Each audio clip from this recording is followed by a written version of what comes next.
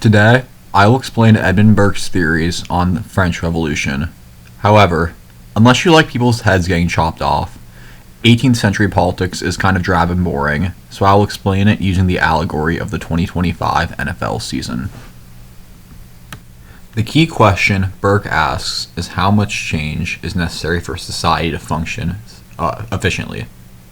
We will start by looking at a society, or team, that didn't change much. The 2025 Bengals.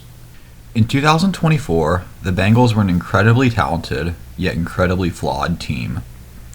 They had one of the best offenses in the league, but their Achilles heel was their defense, one of the worst defenses of all time.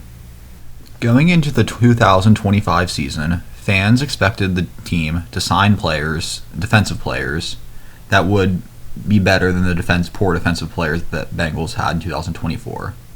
However, contrary to many fans' expectations, the Bengals elected not to sign any high-impact players, instead running it back with the same players that they had in the 2024 season.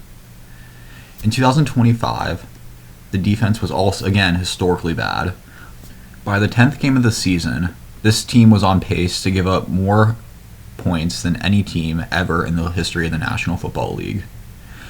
Finally, halfway through the season, the Bengals front office decided to trade all of the bad players away from the team. However, despite the defense improving after trading away all of the bad players, the damage was already done, and the Bengals ended the season 6-11, having lost 7 of their first 10 games. Had the Bengals made changes earlier in the year, it's very much possible they would have made the postseason in 2025. Edmund Burke was a believer that some change was necessary, having said, and I quote, "The crown was carried somewhat out of the line in which before moved, but the new line was derived from the same stock. It was still a line of hereditary descent, still an hereditary descent of the same blood, though an hereditary descent qualified with Protestantism." Despite the an hereditaries being a little weird, what Burke is pointing at in this instance is he is talking about the British Crown, and how when the British Crown overthrew its Catholic ruler, James II, it still maintained the bloodline lineage and all that stuff. However, the key thing to note is that England changed by overthrowing its ruler, something that the Bengals did not do by not overthrowing their defense. We started by looking at a franchise, or society, that changed too little. Now we're going to look at a franchise that changed too much. In 2025, the New York Jets started the season horrible. They were 0-7 before eventually beating the Bengals, funny enough, week 8 to go up to 1-7. By week 10, the Jets knew their season was over. Instead of just iterating a little bit, the Jets decided to trade their two best players, cornerback Sauce Gardner and defensive tackle Quinnen Williams. Now, because they were their best players, they were able to get 3 combined first-round picks for those two players. First-round picks being the players in the draft that people think will end up being the best players. As one would expect, trading your best players is not a recipe for success. After trading Gardner and Williams, the Jets only won one more game for the rest of the year and ended the season 3-14. Edmund Burke would criticize the Jets' moves here, saying, "Your privileges, though discontinued, were not lost to memory. Your constitution, though it is true, whilst out of your possession, suffered waste and dilapidation. But you possessed, in some parts, the walls, and in all the foundations, of a noble and venerable castle." In this quote, Burke is talking about the French and saying, hey, why are you guys overthrowing your entire government? Your constitution does have some nuggets of goodness in it, even if it does have its issues. Burke would be saying to the New York Jets, hey, why are you trading your two best players? Yeah, your team is absolutely horrible, but if you can build around your two best players, which you elected not to do by trading them away. Now, like I said before, the Jets did get 3 first-round picks total for trading away their two best players. However, Burke would not like this trade still. After all, these first-round picks are a gamble. They're a theoretical concept. The player that the first-round pick is might not actually be a good player. He could just be a horrible player. And if that's the case, the Jets just traded away their 2 best players for horrible players. The Jets tearing up their best players for first-round picks, a lottery ticket effectively, is no different than the French tearing up their constitution for a new constitution in the name of natural rights. Edmund Burke says that government is not made in virtue of natural rights, which may and do exist in total independence of it, and exist in much greater clearness, and a much greater degree of abstract perfection. But their abstract perfection is their practical defect. Government is a contrivance of human wisdom to provide for human wants. First-round draft picks are an abstract concept. They're a wonderful idea, but practically they might not work out, just like natural rights in the eyes of Edmund Burke. Now, don't get me wrong, natural rights and first-round draft picks are both wonderful things, but you shouldn't be building your government or your team around the prospect of it, because those are both theoretical concepts, not necessarily the tangible aspects of a government or a team. A government's not composed of natural rights, and a team is not composed of potential first-round picks. It's composed of tangible players. So we established one reason why Burke does not want radical change, and that's because radical change is often in support of human rights, which are a good thing, but not really something government was designed for. The other reason why Burke does not support a radical change is because by radically changing government, you're ignoring the wisdom of the forefathers that came before you. And we can see the idea of radical change ignoring the wisdom of the forefathers through the AFC Championship game. So the AFC Championship game, the game that decides one of 2 teams that goes to the Super Bowl, was contested between the Broncos and the Patriots. The game was in Denver, and the freezing snowstorms that were about to come into the stadium meant that the first half of the game would be way more high scoring than the second half of the game. Now, coaches had access to the forecast. They would know this in advance. So, after the Broncos went up 7-0 early on in the game, they had the opportunity to score again. They had an opportunity to either score 3 points by kicking a field goal or score 7 points by scoring a touchdown. However, they had one opportunity to score because they were on the 4th down, meaning that if they got tackled in any way, the ball would be turned over and the Patriots would have the ball.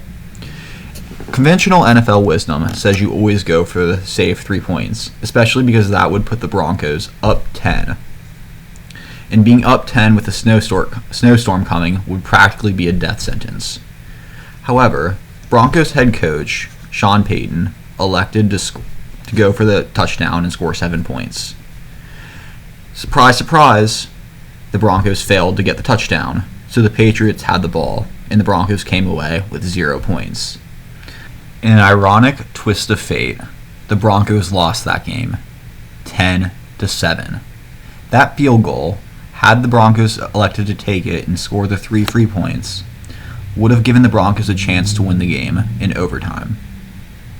Instead, much to the dismay of everyone not in New England and everyone who's not a Chiefs or Raiders fan, the New England Patriots made it to the Super Bowl.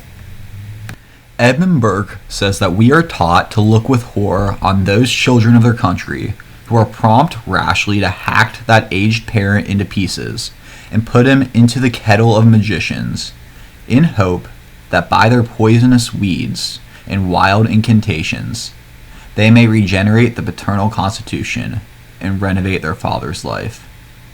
Sean Payton, by refusing to kick the field goal, by going for a touchdown futilely, hacked his parents into pieces, ignored the wisdom of all the football people that came before him, and denied his opportunity to go to the Super Bowl. So we've looked at a team that refused to change. We looked at a team that changed way too much and overthrew their very structure of being. Now let's look at a team that adjusted the malfeasant parts of their roster, but managed to maintain the parts of the roster that were good. The Seattle Seahawks. For the entirety of the 2020s decade, the Seattle Seahawks have been a consistent team. Their worst season was 2021, where they only won 7 games. In 2022 and 2023, they went 9-8. Now, going 9-8 is a winning record. So some teams, like the Bengals, would just coast at a 9-8 record. However, the Seahawks decided that wasn't good enough and looked into their roster. Instead of overthrowing their 9-8 roster like madmen, what the Seahawks elected to do after the 2023 season was fire their longtime head coach, Pete Carroll, because they identified him as a malfeasant, no longer working part of the Seattle Seahawks system. In 2024, they went 10-7, which of course is better than 9-8, but they still missed the playoffs. They recognized two major problems with their team: their offensive line, which is the people who protect the quarterback, and their quarterback. The Seahawks elected to trade their current quarterback, Geno Smith, to the Las Vegas Raiders and signed quarterback Sam Darnold off the Minnesota Vikings team. They also signed players and drafted players to fix their offensive line. With both those issues fixed and their new coach coming back from the 2024 season, the Seahawks ultimately won the Super Bowl after going 14-3 in the regular season. Their defense was phenomenal that year in 2025, in part because their newly hired coach was a defensive-minded guy who was able to create an effective defensive unit. Their offense was also very solid, in part because Sam Darnold was able to pass to the Offensive Player of the Year, Jackson Smith-Njigba. Now, this JSN guy was already on the roster from the 2023 season. If the Seahawks elected to blow everything up the way Burke does not like, they probably would have gotten rid of this guy and traded him for a first-round pick. However, they stuck with him because they identified that he was one of the effective parts of the team, and they won a Super Bowl for their troubles on his back. Edmund Burke articulates that by preserving the method of nature and the conduct of the state, in what we improve, we are never wholly new. In what we retain, we are never wholly obsolete. The Seahawks are never wholly new. They're always retaining guys from the previous years. That JSN fellow, for example, from 2023. However, they're always seeking to improve, which is why they are never obsolete, having signed that new coach and quarterback Sam Darnold. As I mentioned before, the Seahawks have been one of the most consistent teams of the 2020s decade. And I think this consistency can be credited to their Burkean philosophy,